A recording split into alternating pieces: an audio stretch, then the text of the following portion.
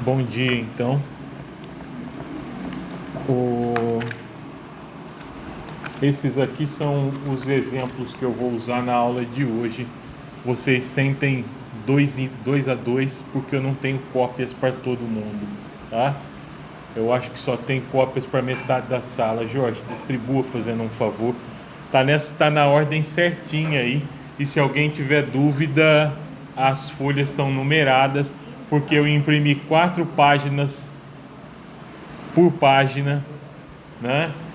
Para que isso ficasse o mais barato possível. É 1 para 2, tá? Aí vocês acompanhem juntos, por favor, certo?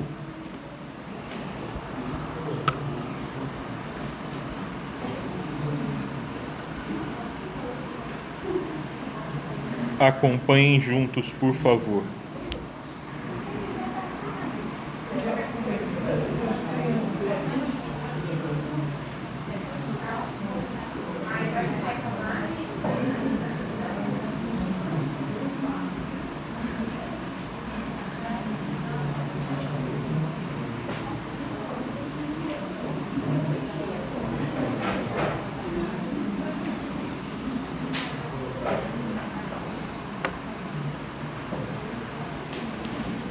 Vejam, esses exemplos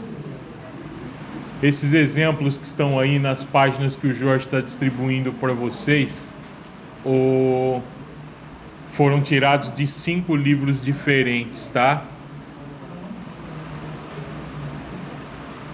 O Tempestades de Aço, do Ernest Junger, que é o primeiro grande romance.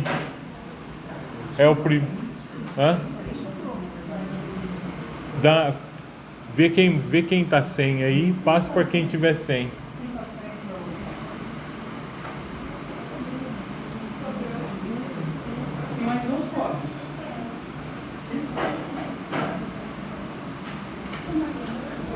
Aí as duplas depois, eu não sei, vocês decidam, tá?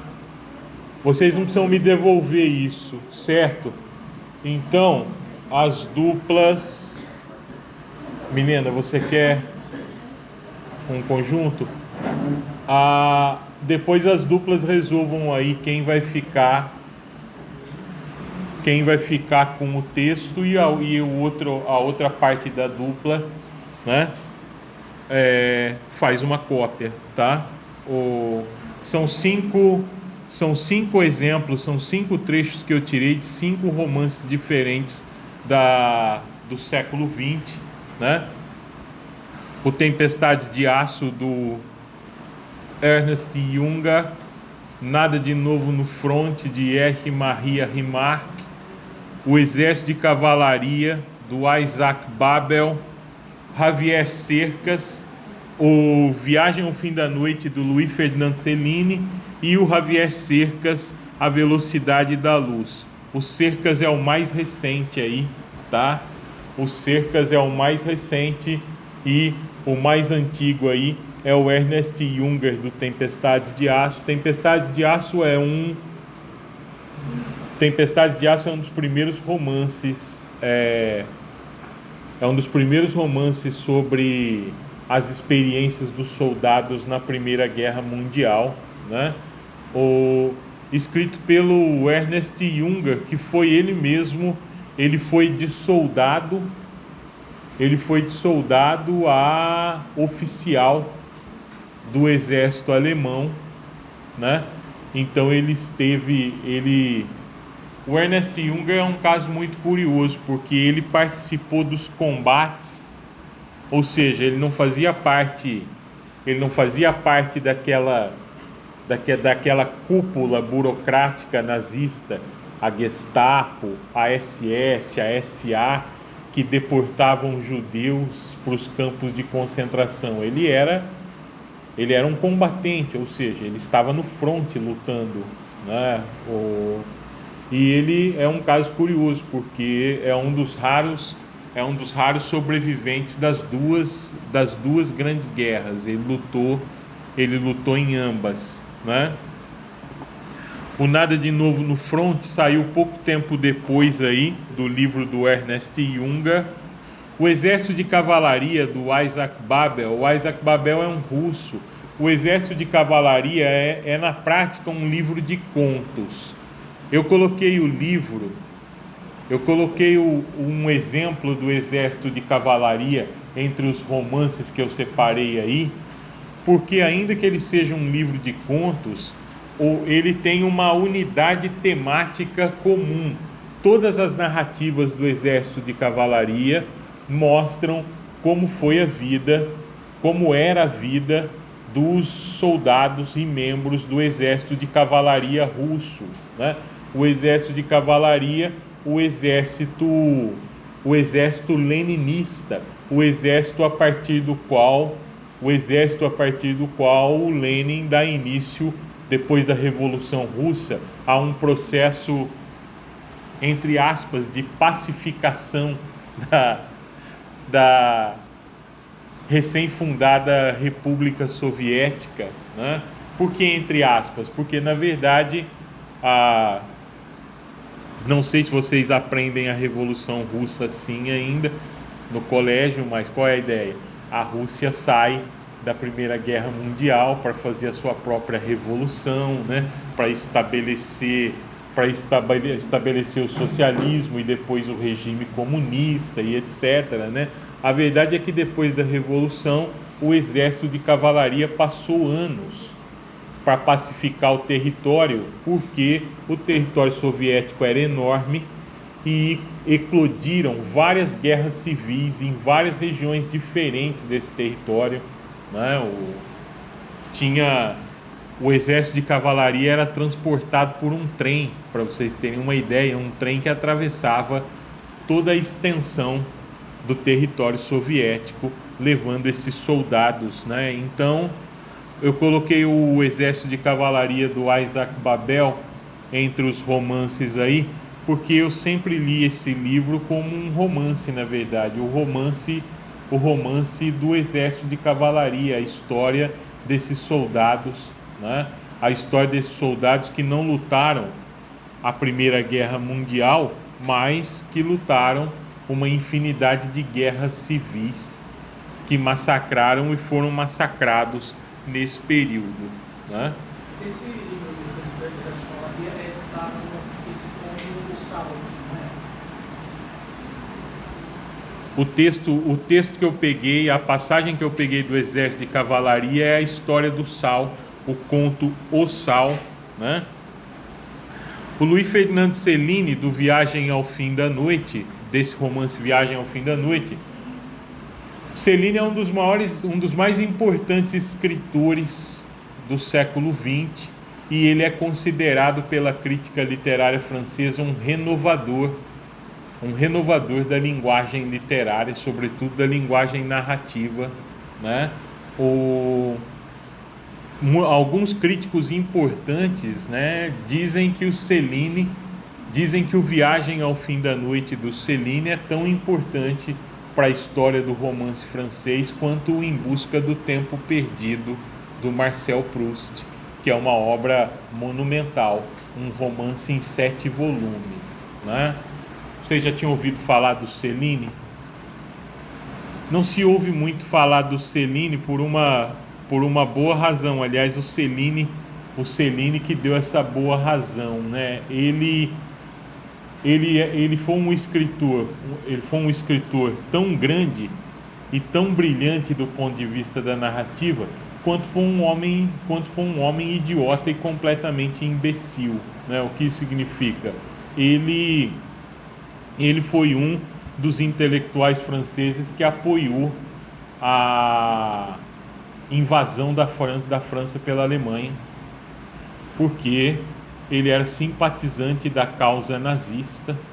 Um dos textos mais conhecidos do Cellini, infelizmente, não é o Viagem ao Fim da Noite, que é um romance magnífico.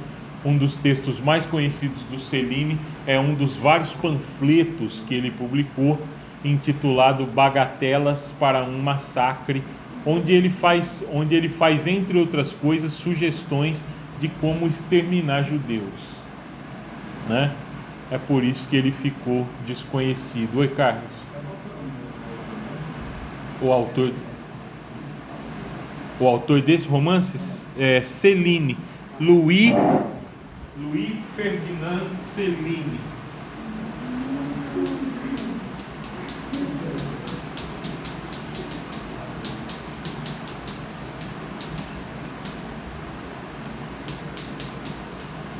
Louis Ferdinand Céline. E o Viagem ao Fim da Noite é muito curioso, porque o protagonista, o herói do romance, se chama Louis Ferdinand Bardamu. Sabe aquele negócio? Copia, mas não faz igual? Então, o protagonista se chama Louis Ferdinand Bardamu, né? O herói do Viagem ao Fim da Noite. E o Javier Cercas, né? E o Javier Cercas, A Velocidade da Luz, é um romance de 2007, né? Ou seja, é um romance já bastante recente. O narrador é um aspirante a escritor sem nome, uma espécie de alter ego do próprio Javier Cercas, do próprio autor. Sabem o que é um alter ego, né? Em literatura, a ideia do outro eu, né? Uma espécie de duplicação ficcional do próprio escritor. O narrador, então, da Velocidade da Luz é um aspirante a escritor sem nome, né? Que é convidado a ensinar espanhol numa universidade pequena, numa cidade pequena chamada Urbana, né? Uma cidade que fica no meio oeste dos Estados Unidos. E lá ele vai ter como colega, né, um cara chamado Rodney Falk, que é um ex-combatente da Guerra do Vietnã, né? Então nós temos aí no Tempestades de Aço a Primeira Guerra Mundial, no Isaac Babel as guerras civis que explodiram logo depois da Revolução Russa de 1917, no Éric Maria Remarque, de novo, no Nada de Novo no Front, outra vez a Primeira Guerra Mundial. Tem um filme novo na Netflix, Nada de Novo no Front, que saiu acho que há um ano e meio, 2022. Obrigado, Isadora, mas eu não vi, não posso falar se é bom ou não. É bom? Eu não vi. Eu vi a primeira.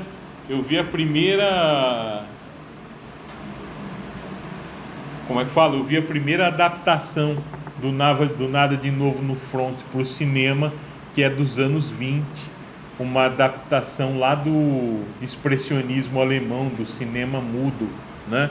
Assisti isso na universidade. A minha professora de literatura alemã e depois minha orientadora, que exibiu esse filme, a Vilma Patrícia, né? Que exibiu esse filme, e eu nunca me esqueci nós lemos o Nada de Novo no Front para aula, mas o filme me impactou mais do que o romance. Eu nunca me esqueci dessa primeira adaptação. Não sei se vocês encontram. Bom, devem encontrar, porque lançaram vários desses box com as principais obras do cinema expressionista alemão. Então talvez vocês encontrem aí o Nada de Novo no Front. Eu não me lembro de quem é o diretor agora, né? O Céline, a Primeira Guerra Mundial também, né? E o Javier Cercas, como eu disse, a Guerra do Vietnã, né? É curioso, a Primeira Guerra Mundial, ela produziu, como eu disse aqui na semana passada, citando Benjamin para vocês, a Primeira Guerra Mundial, ela produziu um grande conjunto, digamos assim, de narrativas ou romances que abordam a Primeira Guerra Mundial, né? Ou que tem nos combates da Primeira Guerra Mundial o seu espaço, né? A sua geografia, o mundo que os personagens habitam. Mas a Segunda Guerra Mundial não produziu, digamos assim, romances de heróis, romances sobre batalhas, sobre guerras, né? Como eu disse aqui na aula passada, citando o Primo Levi e o Henri Kertész, né? A Segunda Guerra Mundial produziu um tipo de narrativa muito diferente. Ao invés da história dos combatentes, a Segunda Guerra Mundial produziu a narrativa das testemunhas, né? Ou seja, aqueles que sobreviveram aos massacres impostos pela burocracia nazista, né? Aqueles que sobreviveram aos campos de concentração. Na semana passada eu fiz uma rápida discussão para vocês sobre o É Isto um Homem, do Primo Levi, e o Sem Destino, do Henri Kertész. Estão lembrados? A história do Sem Destino, por exemplo, expliquei para vocês que ele explora uma estrutura que lembra muito a da tragédia grega, né? Porque é o romance de um adolescente de 15 anos cujo ônibus é parado pela polícia política nazista. Eles são levados para a área de triagem e nesse exato momento nós, como leitores, sabemos qual é o destino dele, mas esse jovem não sabe. O Henri Kertész, apesar de ter sido um sobrevivente de Auschwitz, escolhe narrar o Sem Destino, né, do ponto de vista de um personagem, o menino, o protagonista, que não sabe, obviamente, o que vai acontecer, porque ele está... O presente da narrativa dele, o presente da história, é o momento em que os nazistas estão deportando os judeus, ou seja, o momento, o ponto de vista a partir do qual ele narra é de um menino que não conhece, não sabe qual é o que significou historicamente os ônibus parados, as triagens, nem os campos de concentração, né? E nem como aquilo termina. Então nesse sentido é muito angustiante essa ironia, né? Lembrando a vocês que a ironia é uma figura de pensamento, ela não tem que necessariamente produzir riso, né? Ela não tem que necessariamente produzir humor.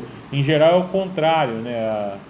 Em geral a narrativa, a ironia não traz consigo nenhum humor, né? Oi? Não entendi. Né? A ironia, ela é uma figura de pensamento porque ela marca, vejam, qual é a principal característica da ironia? A ironia é considerada uma figura de pensamento porque ela marca um descompasso entre aquilo que está sendo dito e o modo como aquilo foi pensado. Ou seja, nós percebemos a ironia quando nós reconhecemos que aquilo que está dito trai um sentido outro que não é aquele que está expresso, que não está desvelado, que não está significado, né? A ironia aponta essa diferença, digamos assim, entre o sentido intencional e o sentido expresso, né? Ou seja, entre a intenção e aquilo que está dito, né? Então, no caso, né, é irônico. No caso, é irônico que o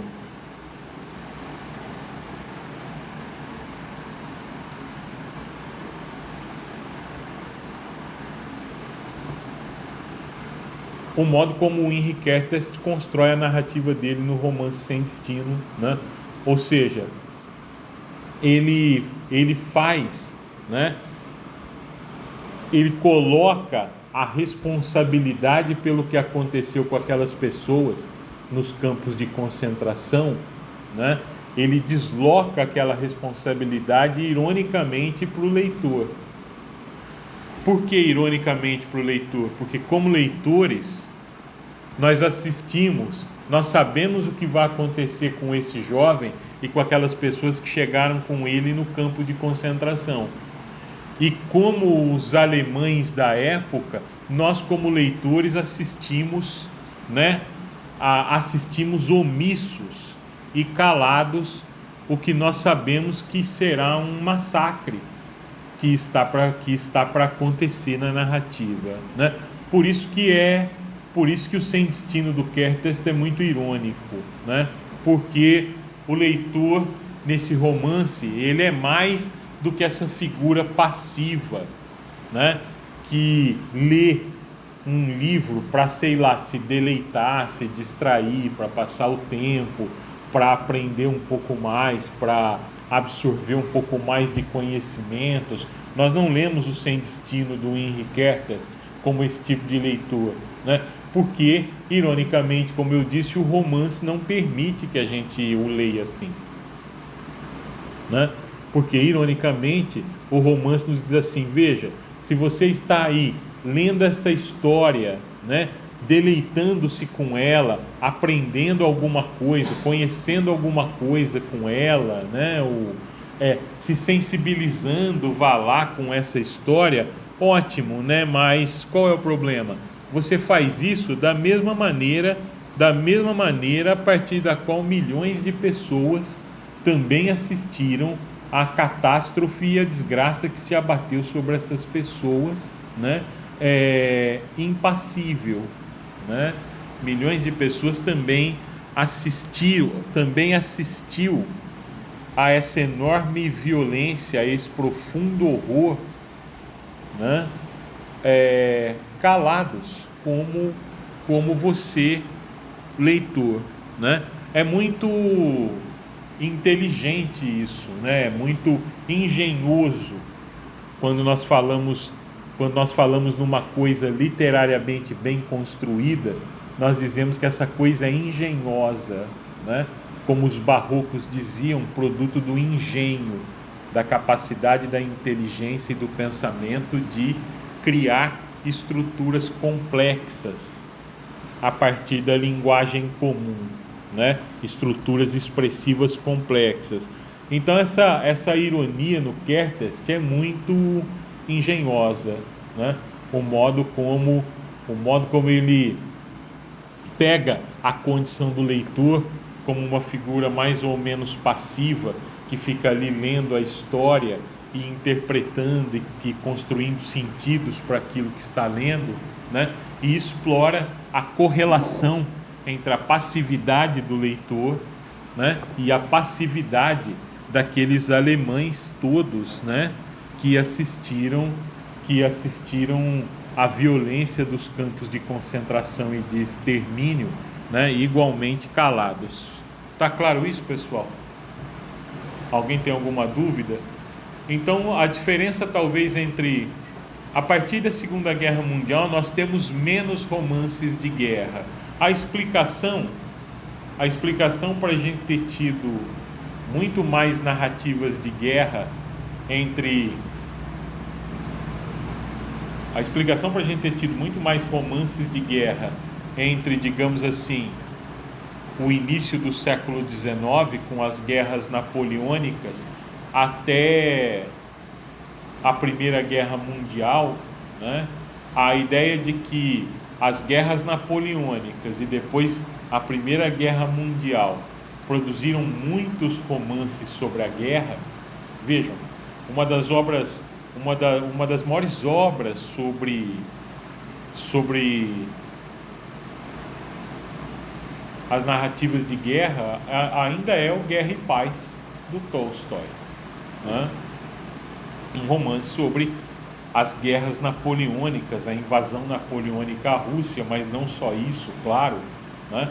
Porque o romance é atravessado por aqueles, eu não sei, são dezenas de personagens, né? Tem um momento que você fala assim, quem que são essas pessoas, de onde que essa gente saiu, como que eles apareceram aqui e tal, e é curioso, porque eles entram e saem da narrativa e todos acabam ganhando alguma relevância, alguma importância dentro do quadro geral da história. Então, vocês imaginem Imaginem o desafio que é isso para quem não leu esse romance. E cada um desses personagens, né? Cada um desses personagens indo para a guerra, né? Se alistando por uma razão diferente. Os idealistas nacionalistas, né?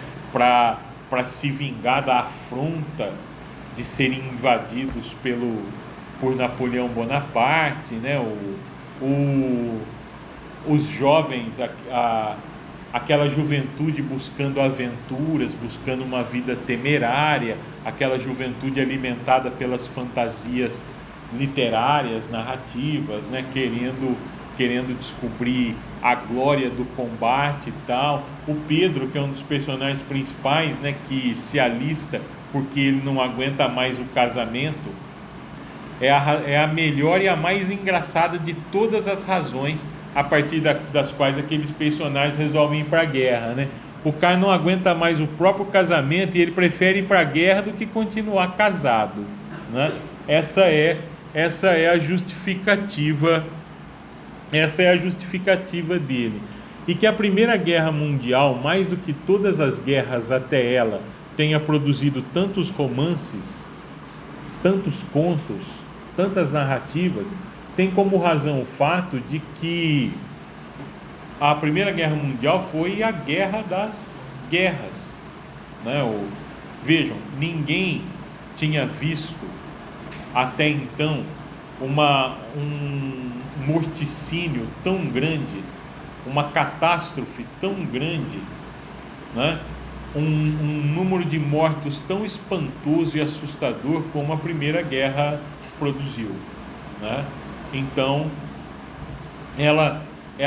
que vejam, o que a distingue de todas as guerras que aconteceram antes dela foi a primeira guerra mecanizada da história da humanidade, né? Foi a primeira guerra na qual a tecnologia, que havia se desenvolvido muito rapidamente de 1850 até 1910, é o primeiro momento em que a tecnologia, né, o desenvolvimento técnico, o desenvolvimento dos equipamentos, o desenvolvimento da técnica, a capacidade humana de produzir coisas, de replicar essas produções, de criá-las em larga escala, tal, né?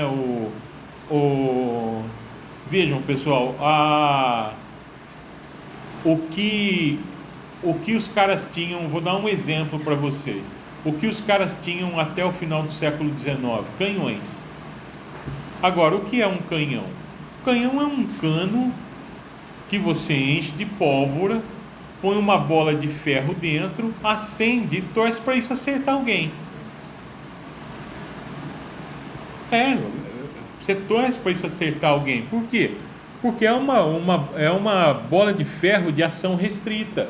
Se você tiver um grupo de infantaria à sua frente, arranca a perna de um, o braço de outro, mata 2 ou 3, às vezes 5 ou 6, né? E ótimo, o que você precisa? Você precisa de uma caralhada de canhões para que isso tenha algum efeito prático no combate. Agora, na Primeira Guerra Mundial, os caras já tinham o quê? Os obuses. Vocês sabem o que é um obus? Aqueles disparadores que disparam um explosivo por um cano.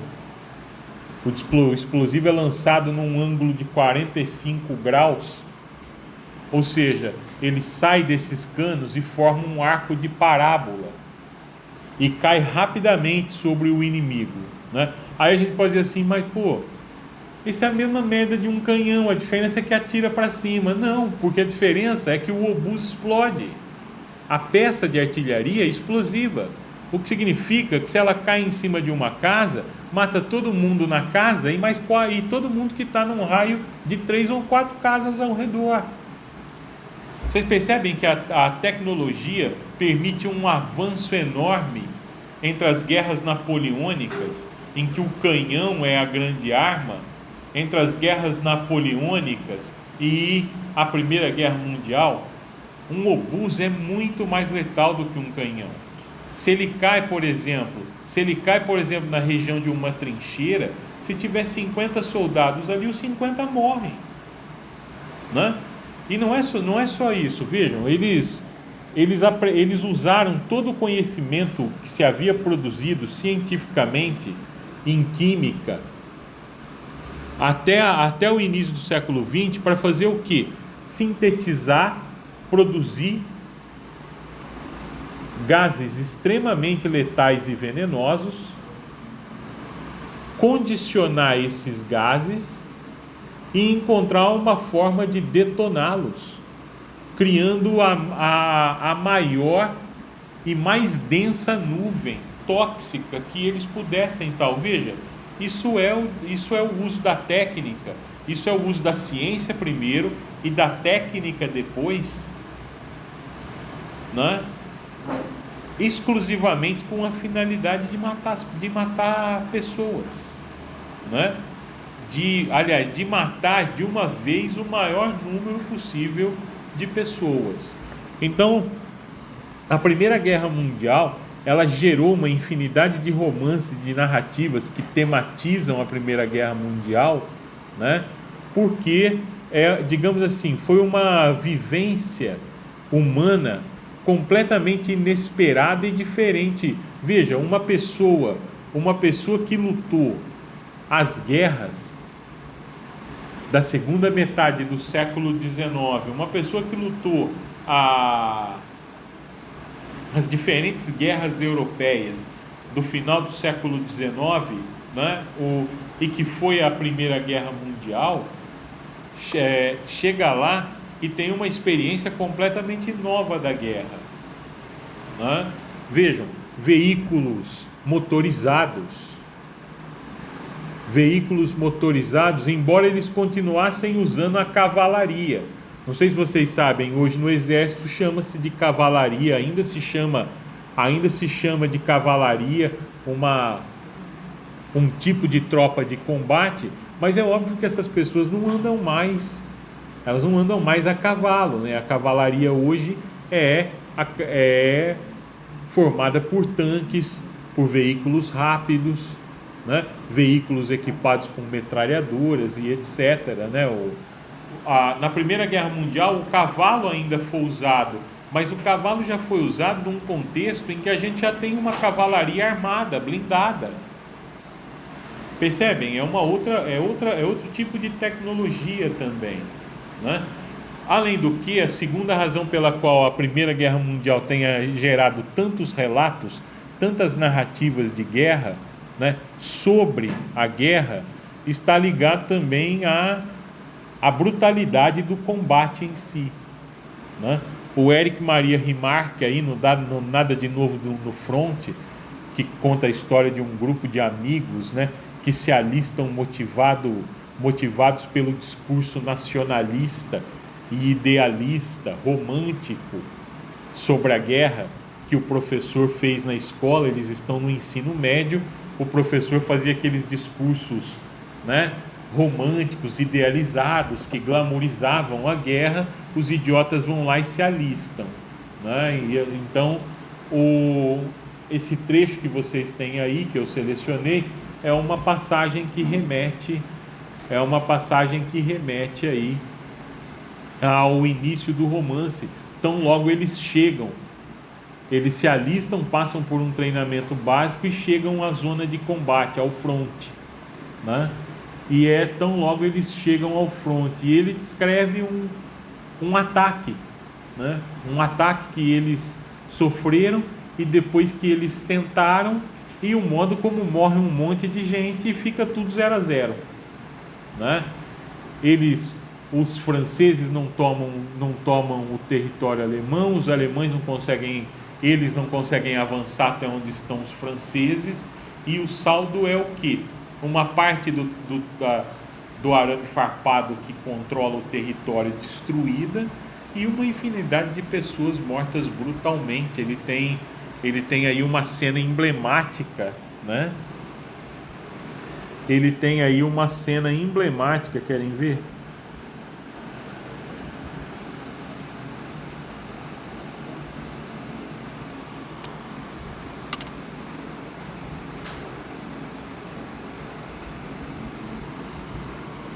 Eu acho que tá aí na página.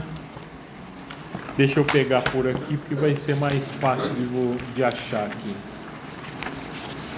Na página.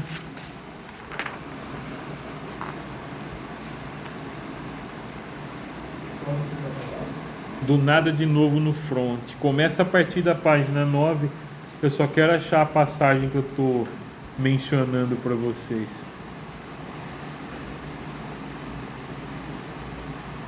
Ah, tá aí na página 10, tá? O terceiro parágrafo de baixo para cima, tá? Você precisa acompanhar com alguém, Bianca, porque essa aqui é a minha, meu original. Eu não fiz para todo mundo, tá? Se você puder sentar com alguém aí para acompanhar.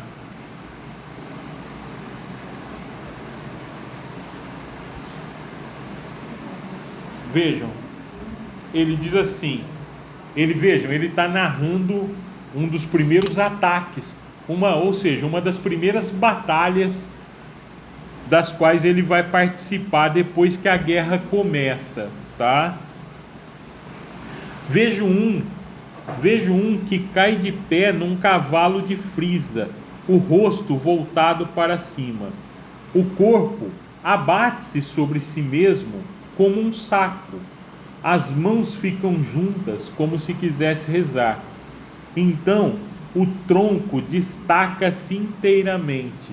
Vejam, ele cai em pé, com o rosto voltado para cima, né? O corpo cai como um saco e então o tronco destaca-se inteiramente, né? Apenas as mãos, decepadas pelos tiros da metralhadora, ficam penduradas com uns farrapos de braços no arame farpado. Então ele cai morto, obviamente, já. O tronco completamente destacado, separado do resto dos membros, né? E os braços ficam presos ao arame farpado, né? Por uns farrapos de braços, né? Vejam, primeiro notem a força imagética da descrição. Notem por que a força imagética. Porque se a gente for pensar bem, pessoal, ele está descrevendo aí em 5 linhas um soldado morrendo, uma morte brutal, né? Uma morte na qual ele é basicamente desmembrado, e ele está descrevendo isso em 5 linhas. Veja, não tem um adjetivo. Estão vendo aí? Olha, não tem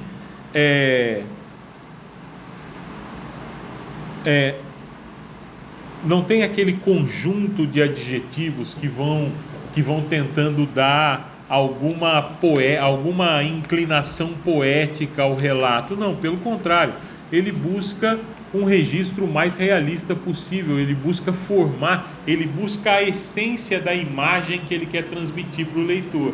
Porque a gente termina de ler o parágrafo e o que essa passagem provoca em nós? Imediatamente, no que nós nos concentramos? Nós não nos concentramos nesse corpo que cai como um saco, nas mãos juntas como se rezassem e tal. A gente se concentra na imagem desse tronco que se separa do resto do corpo, que se separa dos braços, né? Esse corpo que cai em pé, né? Pernas e tronco sem braços, porque os braços separados pela metralhadora ficaram presos no arame farpado, pendurados no arame farpado, né?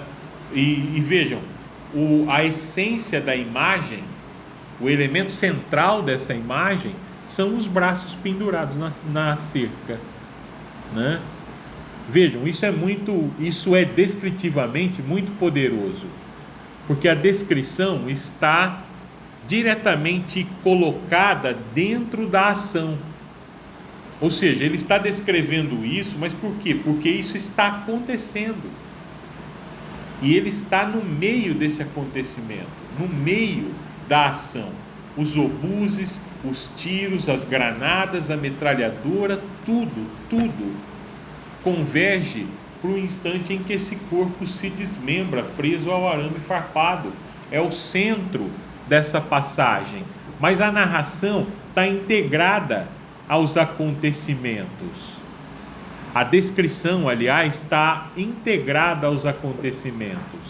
Se vocês quiserem saber mais sobre a diferença entre descrição e narração, lá na pasta tem, eu deixei desde as primeiras aulas lá para vocês, um ensaio do Lukács, tá? Um ensaio do Lukács,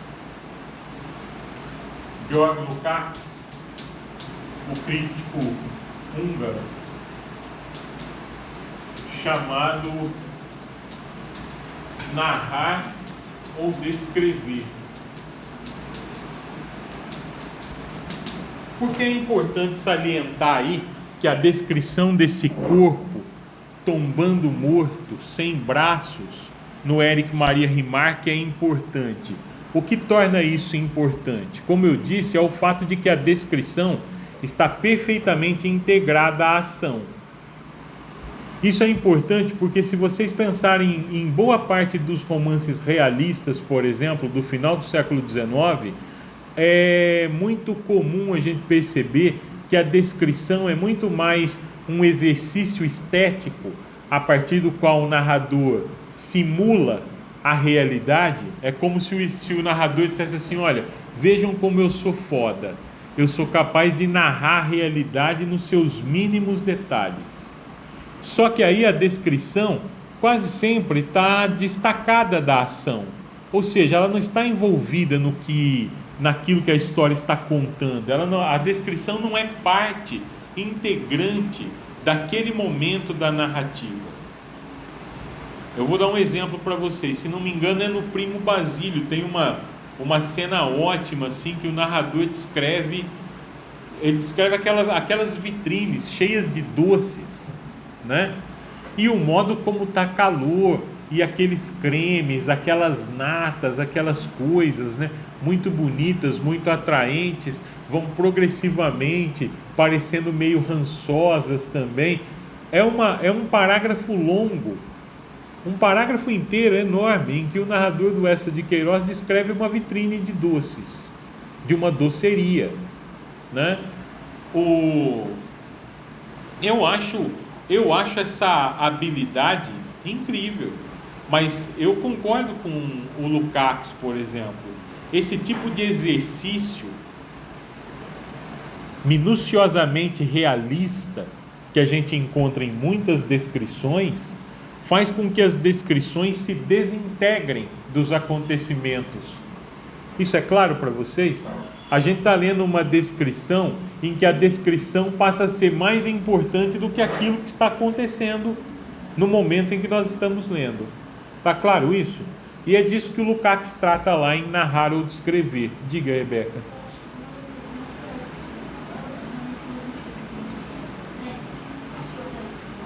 Assisti.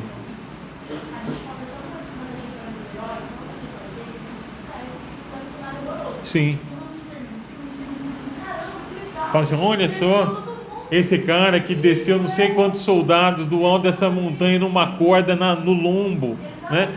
A gente fala assim, que figura, um cara que não deveria nem ter sido convocado, porque ele tinha em defesa própria o fato de que toda a legislação americana, todas as leis nos Estados Unidos defendem a liberdade de consciência e sobretudo de expressão religiosa tal. E mesmo o cara comprovando que era um opositor de consciência, o Estado pensou assim: ó, foda-se, a gente está precisando de gente para morrer lá, você vai, né? Aí ele chega e resolve fazer o quê? Ele resolve não andar armado. Mas é basicamente isso mesmo. No fim, pessoal, como a Rebeca aponta, usando até o Último Homem como exemplo, a narrativa precisa se concentrar num protagonista, ela precisa ter um herói, ela precisa ter um personagem e um conjunto de outros personagens para que esses indivíduos interajam e essa interação seja crível para o leitor ou para o espectador, no caso do cinema, né? Ou seja, eu tenho a interação entre as personagens, e entre elas e o mundo tem que se dar de uma forma em que eu reconheço que elas fazem parte desse mundo, até se elas se opõem a ele. Mas elas estão dentro desse mundo. Eu não tenho dúvida de que elas fazem parte desse universo, dessa realidade. Esse é o primeiro ponto, ou seja, as personagens e o mundo tem que ter algum nível de integração que torne a experiência da personagem no mundo crível para quem lê ou assiste um filme. Do mesmo modo que a relação que a personagem estabelece com as coisas tem que ser também igualmente, com as coisas e com outros personagens, tem que ser também igualmente crível. Ela tem que ser verossímil, né? No sentido de que a relação que a personagem estabelece com outros personagens é uma relação que tem que ser, de certo modo, da mesma substância da vida, né? Agora, como a Rebeca destacou, o problema de algumas narrativas é que ela está tão preocupada com o gesto heróico que ela retira, de certa maneira, o personagem do mundo. Ela se excede e o personagem acaba se destacando desse mundo, ou então a narrativa se concentra tanto no herói que o leitor do romance, do conto, ou o espectador da peça ou do filme, né, passa a ignorar o mundo ao redor da personagem. E aí, pessoal, tchau dialética, né? A relação de interdependência entre herói e mundo desaparece se por uma razão qualquer a gente passe a ver mais o mundo do que o herói ou vice-versa, né? Vejam, para mim, um dos melhores exemplos de uma completa e absoluta integração entre personagens e mundo está no romance 100 Anos de Solidão, do Gabriel Garcia Marques.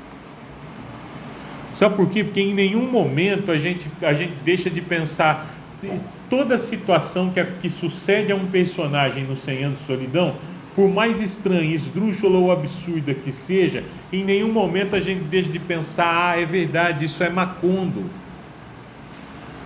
O que isso significa? Isso significa que no mundo dos 100 Anos de Solidão, Macondo é essa cidade onde as coisas são possíveis. Onde as pessoas convivem com a tecnologia de um lado e com os ciganos trazendo tapetes voadores uma vez por ano, sempre que eles passam pela cidade, trazendo as inovações que eles trazem do mundo inteiro.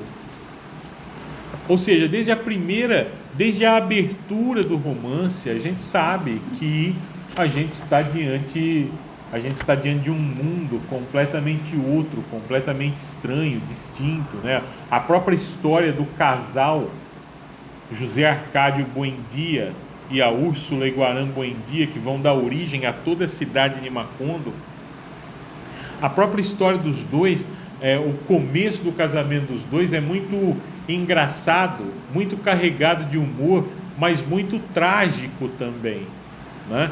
Porque eles se casam, mas como eles são primos, né? Como a Úrsula acha que eles podem ser primos, eles se casam, mas ela se recusa a ter relações, vejam, ter relações é ótimo, né? Com o José Arcádio Buendia, com o marido, né? Porque a mãe e as irmãs havia dito que os filhos nasceriam com rabo de porco ou com cara de iguana.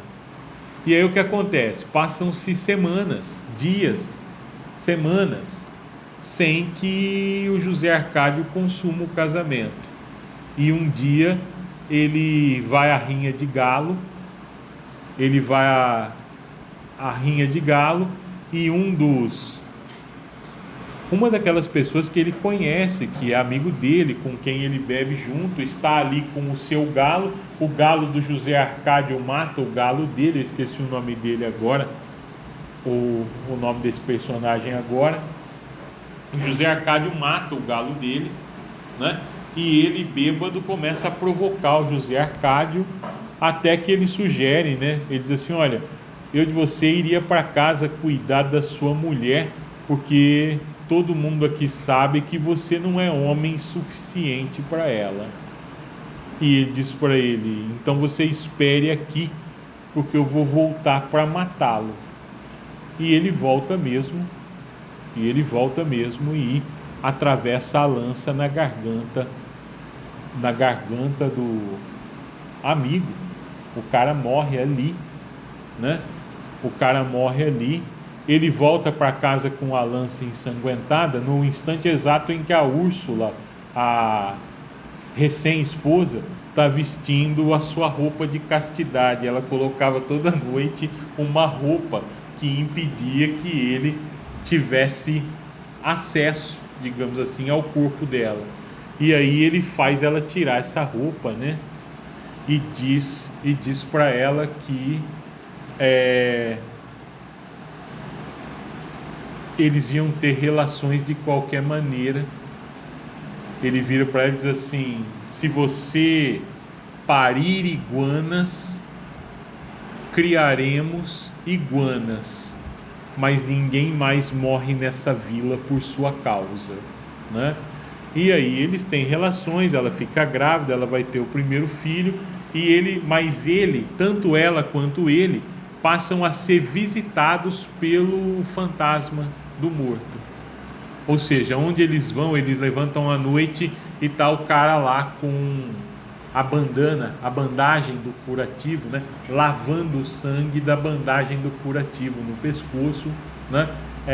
Eles estão à mesa e o fantasma dele aparece e assim, a Úrsula passa a tropeçar no fantasma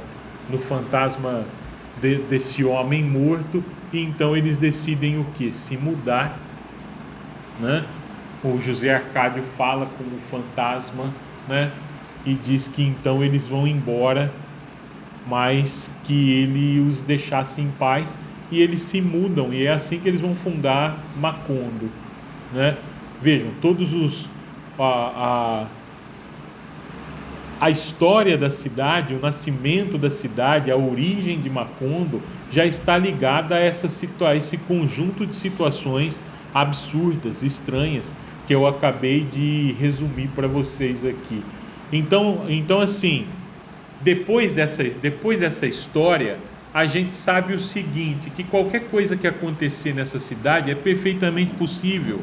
Por quê? Porque esse mundo autoriza esses acontecimentos que vão dos mais absurdos e mesquinhos aos mais maravilhosos e inexplicáveis, né? Então, como eu estava dizendo, é um romance em que a gente vê até a descrição das coisas,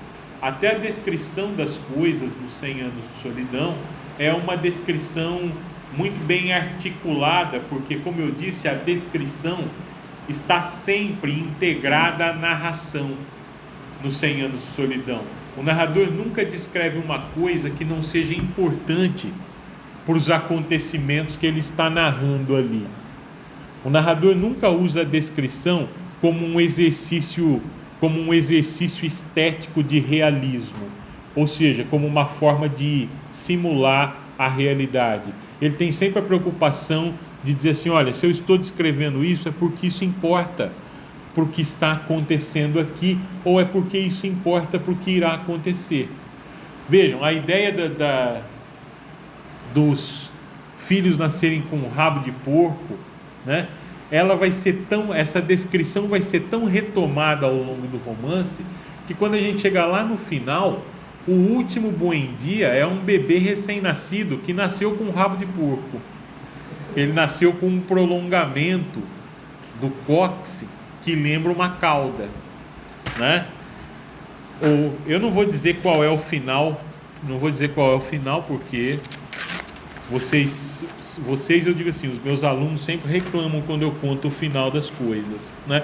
Mas nesse caso eu não vou contar o final, porque não seria justo tirar de quem espera ler esse romance a possibilidade de chegar até o fim.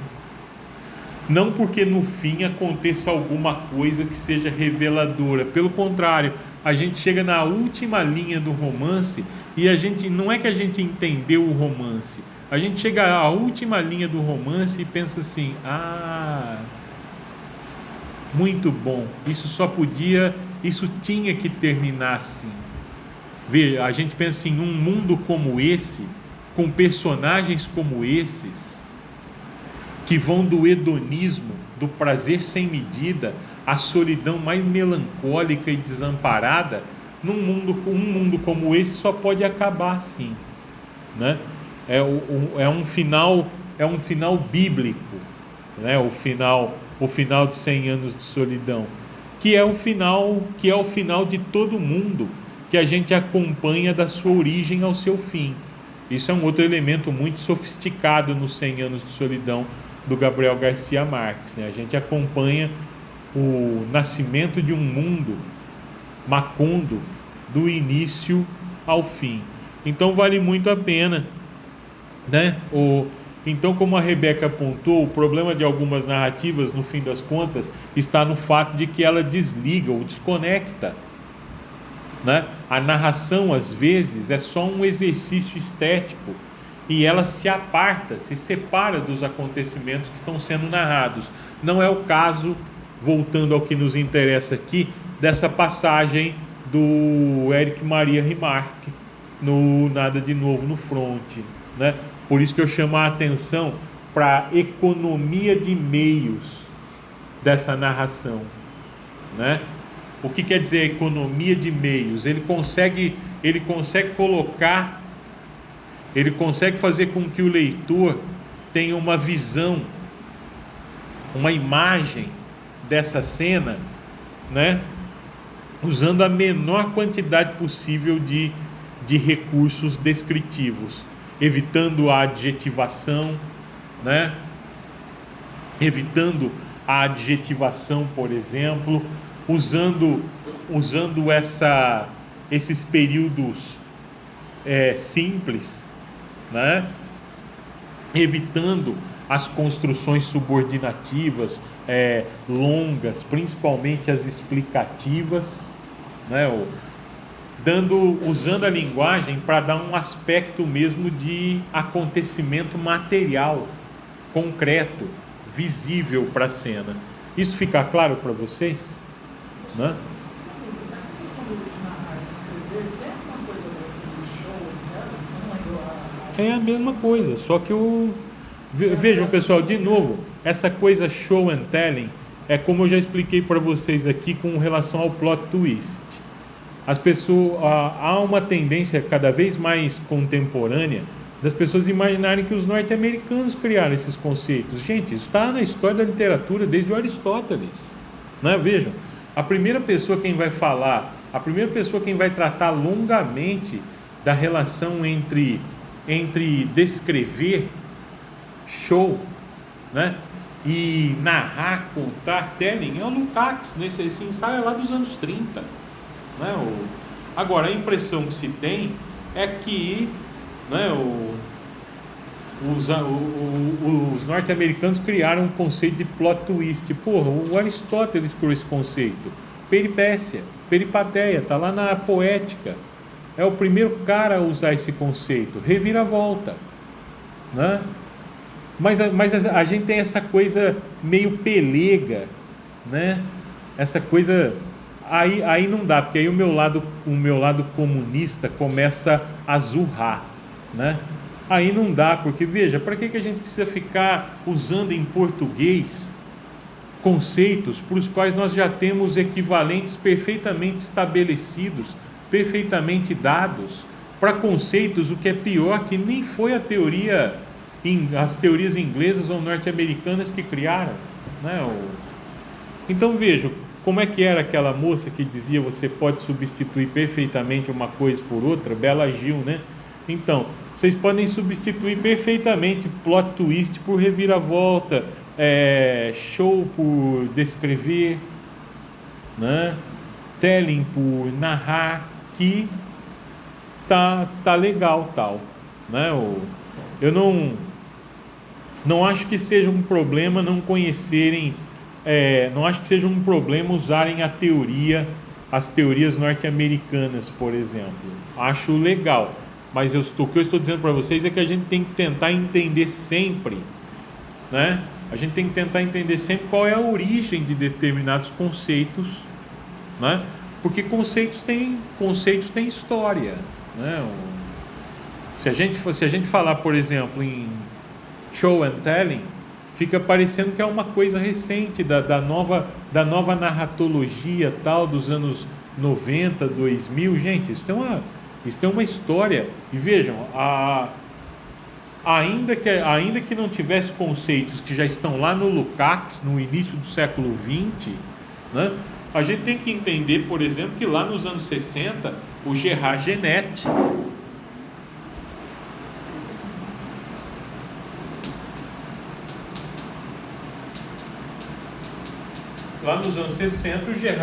escreve o discurso da narrativa, usando o Proust como ponto de partida literário, e o Gerard Genette vai estabelecer alguns dos mais importantes conceitos que nós usamos nos estudos literários até hoje. Está lá no discurso da narrativa dele. Se vocês não quiserem ler o discurso da narrativa, peguem lá o dicionário da narrativa do Carlos Reis. Está tudo lá na pasta, nos textos de referência, esses livros que eu estou citando aqui. Peguem lá o dicionário da narrativa do Carlos Reis, porque o que o Carlos Reis fez? Um puta de um trabalho fudido de chato, que é pegar os principais conceitos da teoria da narrativa e transformar esses conceitos num dicionário, né? De A a Z, em que a gente vai lá e aí, por exemplo, a gente pega um conceito qualquer, né? E dentro desse conceito, se ele cita outro conceito, ele nos remete para esse outro conceito e dá a página tal de onde isso aparece. Gente, é um puta trabalho do Carlos Reis, mas veja, o texto do Genette está lá nos anos 60 do século XX, né? Se vocês quiserem um quadro explicativo dos diferentes conceitos, das diferentes teorias da narrativa que produziram, eu recomendo. Tem um texto que eu coloquei no programa de curso, disse para vocês que é de leitura obrigatória, sobretudo para acompanhar as análises das narrativas, que é o Operadores de Leitura da Narrativa, do Arnaldo. Está lá na pasta esse texto, né? Quem não leu, eu sugiro que leia, porque tem a maior parte dos conceitos que eu uso aqui, né? O Arnaldo explica lá no texto dele, sem que vocês tenham que necessariamente ir para a teoria fonte, né? Sem que vocês tenham que ir lá ao Genette, ao Lukács e etc, né? Tá claro isso, Jorge? É porque eu não conheci a tradução do termo em português, por isso que eu fiz a pergunta. Sim, mas a tradução é essa: narrar ou descrever, né? Oi, Carlos.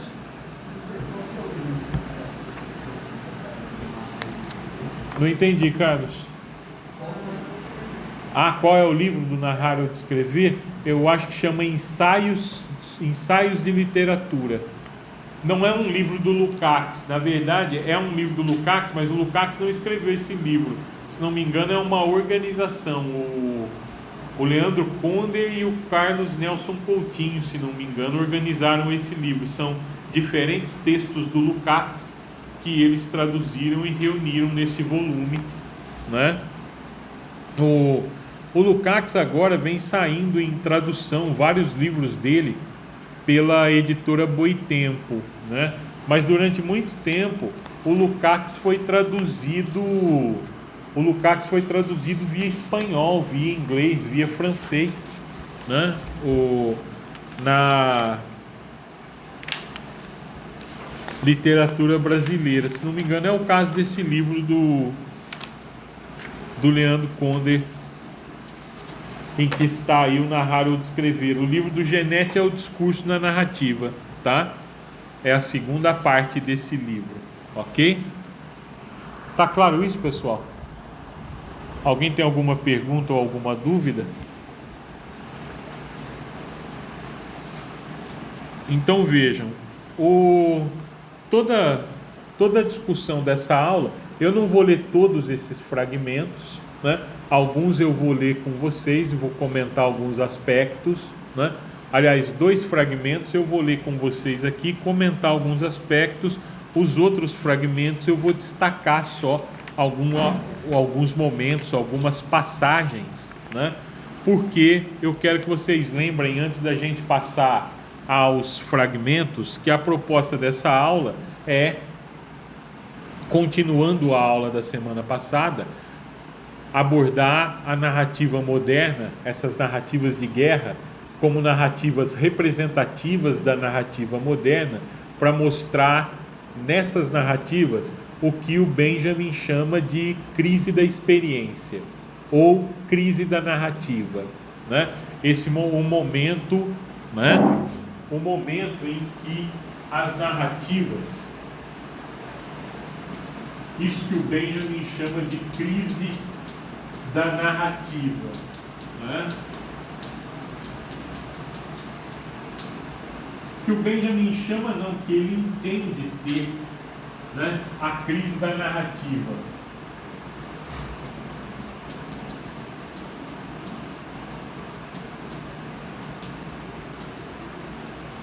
Esse momento em que a narrativa moderna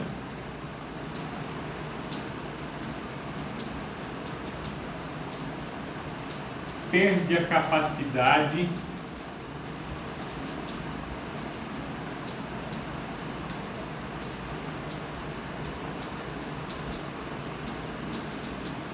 de contar histórias exemplares, tá?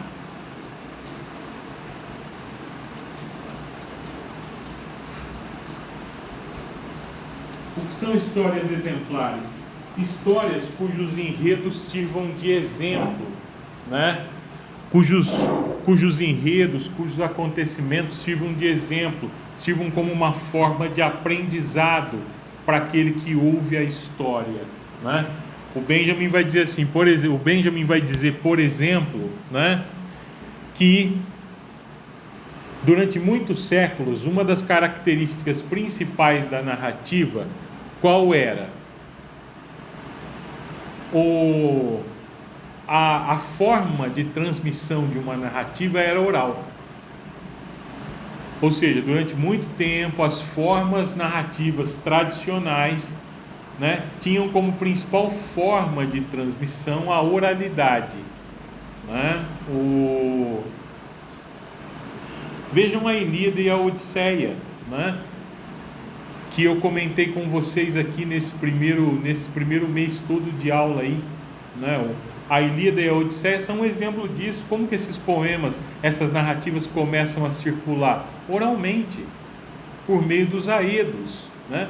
Esses poetas, esses cantores que viajam de cidade em cidade, contando a história, né, dos grandes feitos, dos feitos heróicos, desses grandes personagens ligados à tradição mitológica.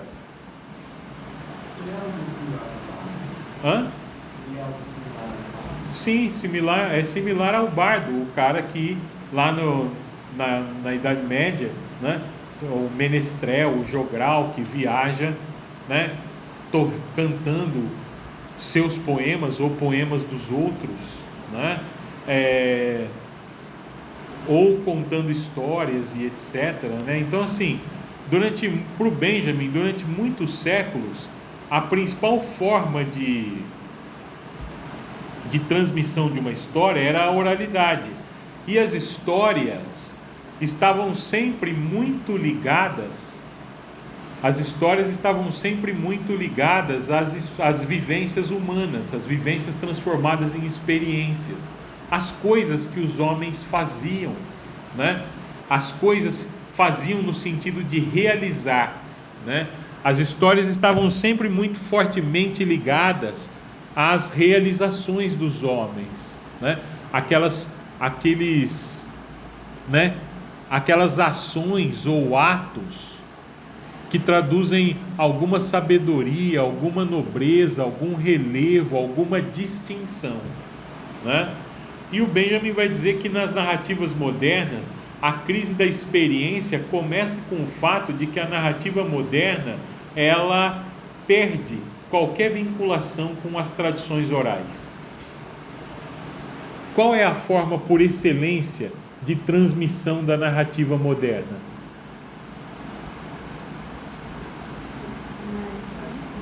A escrita, o livro. O livro é a forma por excelência da narrativa moderna. Qual é o grande gênero que ganha uma estrutura completamente nova e integrada ao espírito da sociedade burguesa e das revoluções burguesas a partir do século XVIII? O romance. Qual é o grande problema do romance para o Benjamin? É que o romance não só representa um herói solitário, ou seja, já em conflito completo com o mundo, já apartado do mundo, como o próprio romance é uma forma de leitura solitária, em que as pessoas, uma leitura que as pessoas realizam completamente desintegradas do mundo. Por quê? Como que as narrativas orais eram transmitidas? Como o Benjamin diz lá no narrador, no ensaio dele, o narrador. As narrativas tradicionais eram transmitidas porque ou um viajante chegava de longe e era convidado pelas pessoas e eles faziam uma reunião pública e esse viajante contava as histórias dos lugares onde ele esteve, das coisas que ele viveu, das coisas que lhe aconteceram e que foram significativas para a sua vida e etc. Ou então, né, o cara... O Henrique.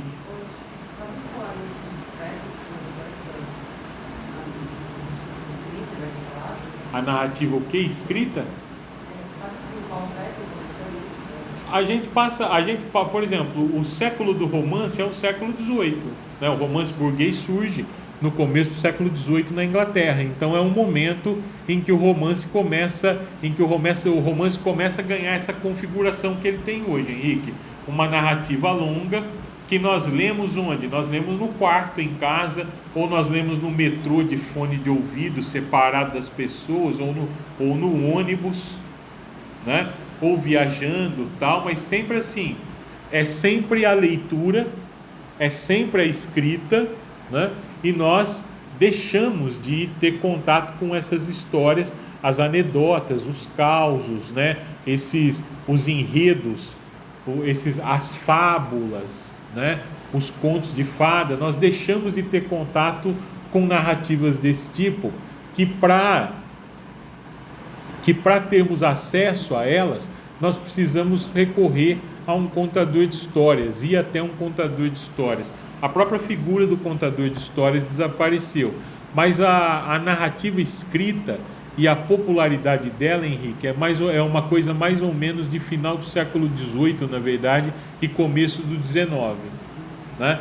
Porque, vejam, pessoal, ainda que o romance burguês seja do começo do século XVIII, ou seja, ainda que o romance burguês principie, o primeiro grande romance burguês seja o Robinson Crusoe,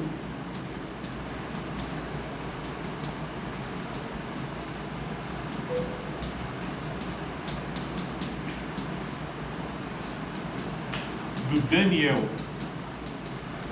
Defoe, ainda que a gente aceite que 1719 é a data em que surge o primeiro grande romance burguês, com um herói burguês, né, vivendo experiências que vão lembrar sempre da sua origem burguesa como comerciante lá em Londres, né? A gente tem que entender uma coisa. Veja, não sou eu quem diz que esse é o começo do romance burguês, não, hein? Quem diz isso é o Ian Watt, um teórico do romance,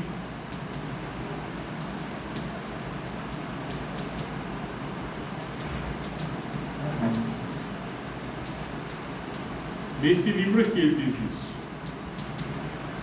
A ascensão do romance, tá? Mas o Ian Watt vai dizer assim, olha, o romance burguês, o primeiro grande herói burguês do romance é o Robinson Crusoe, do Daniel Defoe. Mas as pessoas mesmo, o público leitor de romances, só vai se formar no final do século XVIII. Por quê? Porque em 1719, mais de 90% da população inglesa ainda é analfabeta. Por quê? Porque não existe uma ideia de alfabetização pública, coletiva e etc. Né?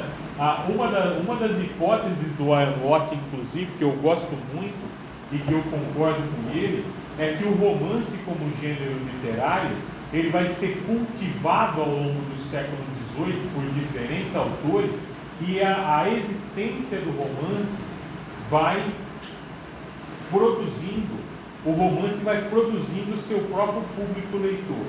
Quanto mais romances se publicam, maior o interesse em torno do gênero, né? Mais as pessoas ficam curiosas em relação a essa coisa, a esse fenômeno, e mais elas começam a buscar, se alfabetizar. Do mesmo modo, os primeiros modelos, de fato, de educação pública, pessoal, são do século XIX, já depois de consolidada as revoluções burguesas e etc. Né? Então, essa é a tese do Ian Watt aí. Então, Henrique, a gente pode dizer que o momento em que as narrativas escritas se fixam no formato do livro, e essa leitura se torna o modelo, o principal modelo de acesso que nós temos às histórias, é uma coisa já mais ou menos no final do século XVIII, tá? Porque o livro só começa a se popularizar quando há leitores, porque era caro imprimir-los e editá-los, né? Mas aí, conforme o número de leitores vai aumentando, impulsionado inclusive pelo número de romances que começa a se publicar, aí a narrativa escrita em livro começa a se fixar e começa a ser mais acessível para um conjunto maior de leitores. Mas isso é a partir de 1780, mais ou menos, tá? Só um minuto, Bianca, só para não esquecer disso. Lembrando, pessoal, que o monopólio da leitura e da escrita até o século XVIII e ao longo dele ainda é da nobreza e do clero. Isso é claro para vocês, né? A educação, a formação espiritual do homem, que inclui a capacidade de ler e, consequentemente, de ter contato com as grandes produções do pensamento humano, as belétricas, né? A literatura, mas também a poesia, a filosofia, etc. Durante muito tempo, isso é um monopólio quase que exclusivo da nobreza e da aristocracia e do clero, né? Da cleresia. Então vejam, a igreja e as monarquias controlam basicamente a possibilidade de se alfabetizar e de, consequentemente, completar, né, a sua formação espiritual. Que a formação espiritual é essa, que a partir da leitura, do conhecimento, né, o espírito torna-se autônomo, livre, em termos da capacidade de pensar e refletir, né, a partir das suas próprias referências, do seu próprio conhecimento, e não só da sua vivência de mundo, não só das suas vivências cotidianas. Diga, Bianca.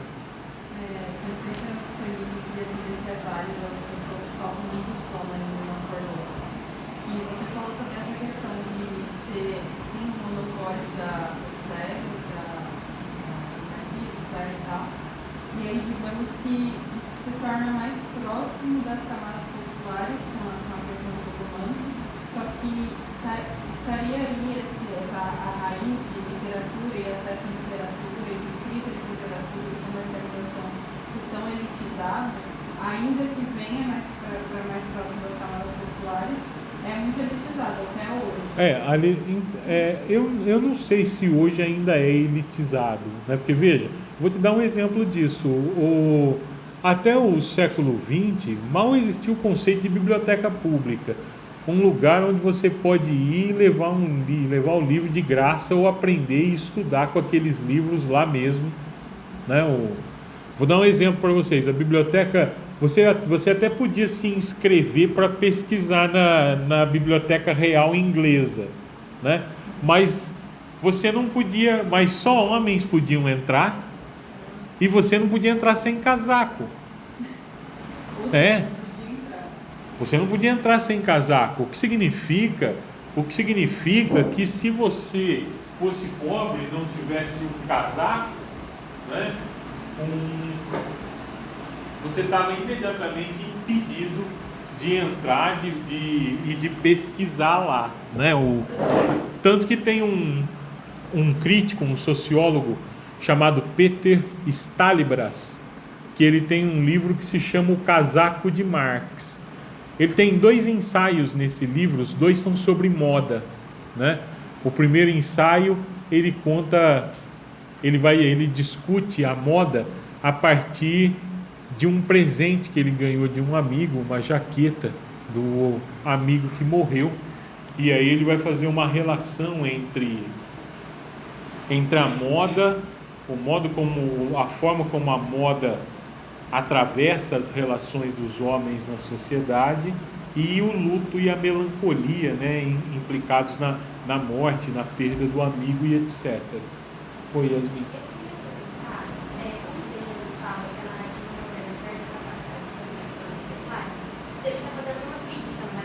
Ele tá. Porque ele acredita que de fato verbalizadas, sim, elas eram melhores. E também eu aproveito para perguntar, porque eu acho estranho isso, né? Porque muito provavelmente quando era verbalizado era muito mais acessível, né? Porque ninguém precisa pagar uma história de ninguém na rua. E não precisa ser alfabetizado. Uma questão, inclusive, dos jornais da época de querer comprar, isso não tem nada a ver, foi uma evolução. Não, sim, o Benjamin vai tratar dessas coisas em diferentes textos dele, né?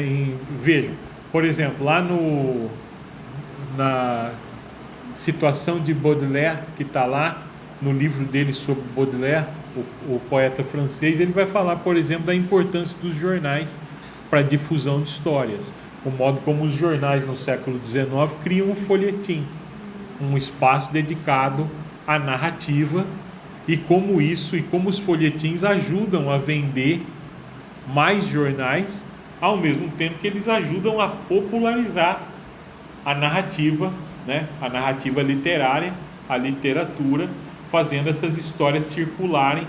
Mas ainda assim, qual é o problema do folhetim no jornal? É que você compra o jornal e senta lá no café, tomando café, fumando, né? Lendo o jornal sozinho. Você não está com meia dúzia de pessoas ali lendo a história no jornal para essas pessoas, né? Então, assim, o jornal é importante nisso, né?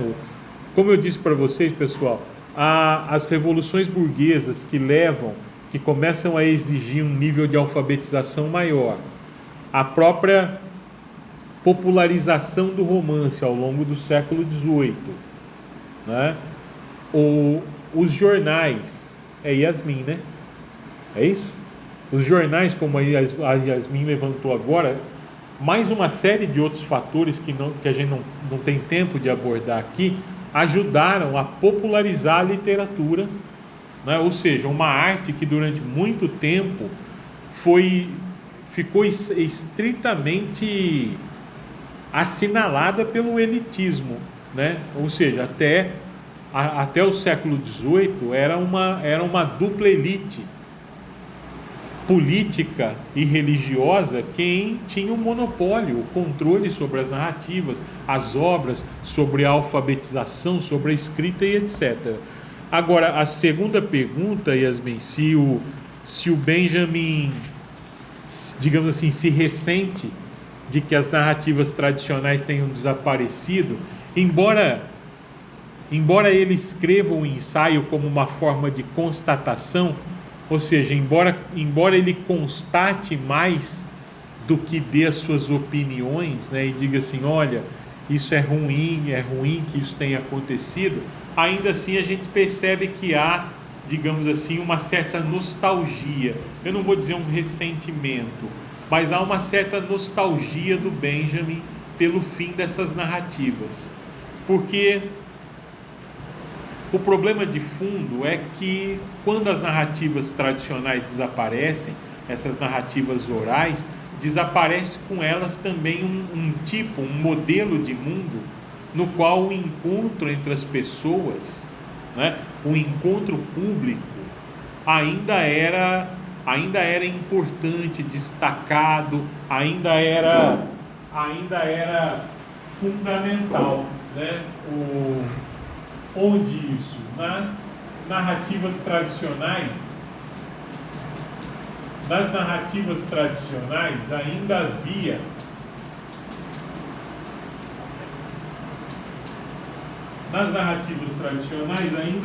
digamos assim,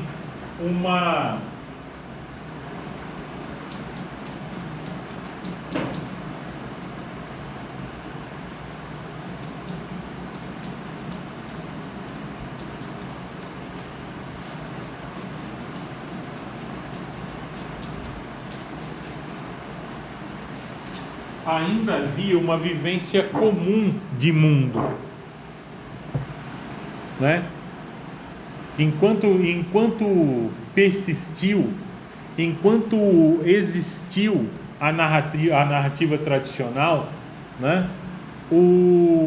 Também persistiu um modelo de mundo que permitia as narrativas tradicionais, que era esse modelo de mundo em que as experiências sociais eram coletivas. Ou seja, as pessoas viviam num mesmo espaço, todas elas se conheciam, elas partilhavam os mesmos valores, partilhavam os mesmos cultos e etc. Esse mundo aqui, pessoal, deixa eu ver se tem um giz de outra cor. Esse mundo da crise da narrativa é o mundo moderno. Nesse mundo aqui, digamos assim, a gente tem como característica fundamental desse mundo, em termos de organização social, a sociedade. Nas narrativas tradicionais, a gente ainda tem um mundo comunitário.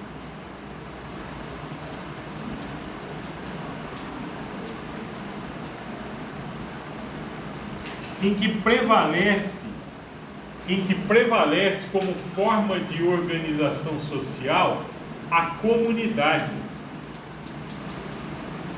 Então, digamos assim, Yasmin, o Benjamin, não é que ele diga que isso aqui é melhor do que isso, mas é que ele sente a nostalgia de que com as narrativas tradicionais não se perdeu só uma forma de contar histórias, perdeu-se um mundo onde as experiências humanas eram mais significativas, porque a experiência entre as pessoas era mais próxima. Eu lembrei até do Homem da Multidão. Do Poe, né? Você já leu esse conto? O Homem da Multidão é um perfeito exemplo. Vou até colocar aqui. Isso mesmo, Yasmin.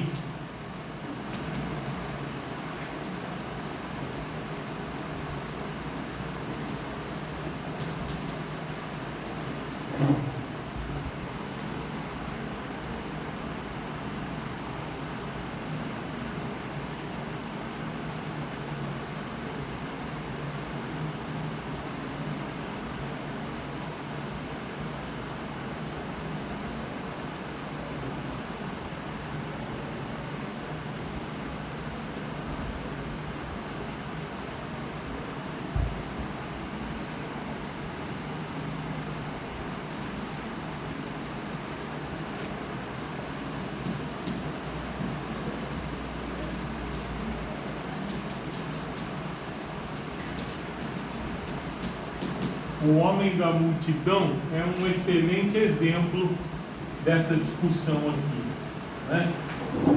Quem é esse homem? Aliás, é muito curioso porque mais alguém leu o homem da multidão até o fim? A pergunta é: qual dos dois é o homem da multidão? Vocês percebem como o Poe, como nesse caso o narrador do Poe é uma figura traiçoeira, né? O homem da multidão é o narrador, esse narrador em primeira pessoa que persegue esse sujeito que a multidão traz, né? Aquela multidão na rua que ele está observando, de repente faz com que, né, esse homem emerja ao primeiro plano e se destaque ali, chamando a atenção desse narrador, né? E aí esse narrador que persegue esse homem, né, porque julga que há uma coisa qualquer de estranha, de sinistra, de inexplicável na figura desse homem que deambula, né? Ou seja, anda sem destino pela cidade e tal, e nós vamos acompanhando, né, com uma certa ingenuidade essa... Exatamente, primeiro porque a gente acha que vai uma tragédia, um evento qualquer vai se abater como uma catástrofe, né, sobre esse narrador, ou sobre esse homem, ou sobre alguém que vai se encontrar sob o jugo desse narrador. E a verdade é que não acontece porra nenhuma, né? Porque, digamos assim, que o elemento engenhoso do homem da multidão é que esse narrador narra de modo a nos fazer do início ao fim suspeitar desse homem. Mas esse homem da multidão quem é mais perigoso? Esse homem sobre o qual nós não sabemos nada, a não ser as impressões desse narrador, ou esse narrador que de repente resolve perseguir uma pessoa durante uma manhã, uma tarde, uma noite e uma manhã do outro dia, durante 24 horas, né? Porque o que é mais perigoso? Eu prefiro o cara com uma cara sinistra do que esse narrador, né? Do que esse narrador me perseguindo pelas ruas da cidade, me seguindo pelas ruas da cidade. Então, o homem da multidão, como a Yasmin citou, descreve muito bem essa realidade. A crise da experiência para o Benjamin, eu não sei se a ideia é essa, Yasmin, de que ele acha isso aqui melhor. Mas o que está em jogo para o Benjamin olha, aqui, nesse tipo de narrativa, as narrativas orais, elas ainda refletiam uma forma de organização da vida comum, em que os homens ainda eram mais ou menos iguais. Eles podiam ouvir uma narrativa e encontrar e perceber a sabedoria, digamos assim, o ensinamento, o sentido sábio daquele relato, e que no mundo social isso desapareceu por uma série de razões. A primeira é que aquilo que na sociedade moderna supostamente nos iguala, não nos iguala como sujeitos, nos iguala como cidadãos. Ou seja, ser cidadão já não é mais ser sujeito. Na sociedade moderna nós somos iguais perante a lei. Mas veja, a lei é a forma de organização do Estado. Mas a vida não se reduz exclusivamente ao Estado. A vida humana é maior do que o Estado, simplesmente. Só que na sociedade moderna, o que nos torna supostamente homogêneos, ou seja, iguais uns aos outros, é a lei. Mas nós temos a vivência concreta de que a lei não iguala ninguém, de que as pessoas não são iguais só porque a lei diz que elas são, né? E ela não diz que as pessoas são iguais, diz que os cidadãos vivendo sob a soberania desse Estado são iguais, né? Vejam, talvez o exemplo fique melhor. A sociedade moderna, todas as grandes sociedades modernas democráticas garantem a liberdade de crença, de culto, concordam? Agora vejam, nesse mundo aqui, no mundo comunitário, no mundo da comunidade, das tradições orais e das narrativas orais às quais o Benjamin se refere, né? Nesse mundo aqui, a experiência é homogênea de verdade. O que isso significa? Todas as pessoas partilham o mesmo tipo de crença. Estão lembrados quando eu comentei isso sobre gregos e troianos? Que o próprio Pierre Vidal-Naquet diz lá no Mundo de Homero, no capítulo 3, gregos e troianos, ele diz isso, né? Ele diz assim, olha, Homero faz com que gregos e troianos falem a mesma língua, dividam a mesma cultura e partilhem os mesmos deuses. Tá? Na sociedade, vejam, nas sociedades modernas, a liberdade democrática, a liberdade de culto é garantida. Mas como que a liberdade de culto se realiza? Cada um é livre para acreditar no que ele quiser. De uma forma em que nós temos tantas expressões religiosas e, consequentemente, tantos discursos dogmáticos quanto a crença dos grandes grupos sociais dentro da sociedade. Ou seja, sabe qual é a verdade, pessoal? Numa sociedade como a brasileira, que tem não sei quantas, mais de 100, 150 designações religiosas diferentes, a verdade é que ninguém partilha sequer do mesmo conceito de cristianismo. Ninguém divide. Sabe por quê? Porque se as pessoas dividissem o mesmo conceito de cristianismo, não existiam católicos e batistas. Não concordam? Exatamente, e nem existiria diferentes igrejas católicas e diferentes igrejas evangélicas, e nem existiria diferentes padres e imbecis e diferentes pastores e imbecis em cada uma dessas designações tal, né? Não existiria. A gente teria uma espécie de experiência homogeneamente compartilhada da fé. Pessoal, nem preciso dizer para vocês que não é isso que acontece, né? Assim como a gente tem na nossa sociedade uma infinidade de pessoas que exercem a própria fé independentemente das instituições religiosas. São pessoas de fé que trabalham pela fé, que agem pela fé, mas que não fazem parte de uma designação, de uma instituição religiosa. Porque nas sociedades modernas, as igrejas são consideradas instituições. Por quê? Porque elas têm uma forma de organização.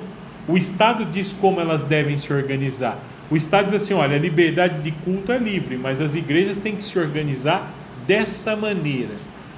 Então elas se tornam uma instituição.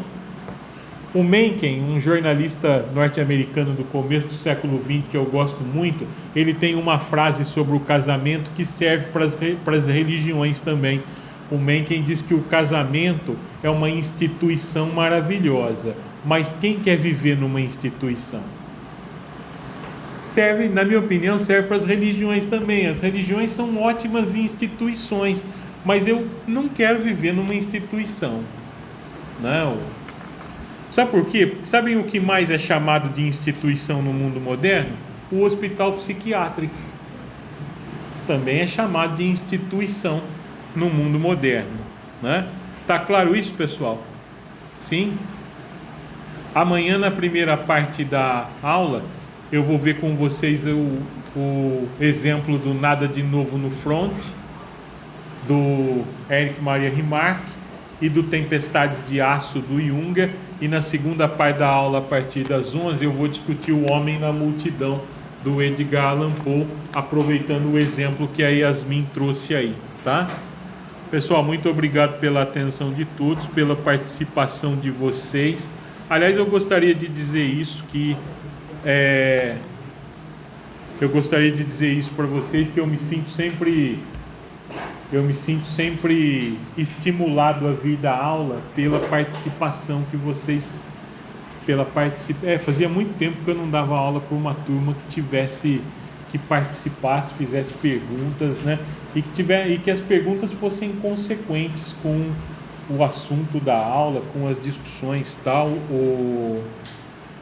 Então eu gostaria de compartilhar isso com vocês e dizer que é muito bom, e vocês estão convidados. Quem nunca participou está convidado a participar também, tá? Eu acho que o mais importante do que terminar o conteúdo todo de uma aula é que aconteça como acontece muitas vezes com vocês aqui, que eu não consiga terminar o que eu previ para a aula, porque as discussões levam a aula para lugares que eu acho mais interessante, embora seja um problema sempre a responder coisas sobre as quais eu não pensei ainda, né? Mas de qualquer modo gostaria de dizer isso para vocês. Obrigado pela participação, tá? Tenham um bom resto de dia, um bom almoço, e a gente se vê amanhã às 9 aqui, tá?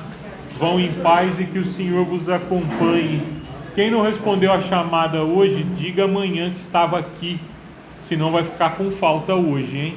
Tchau, tchau. Até mais.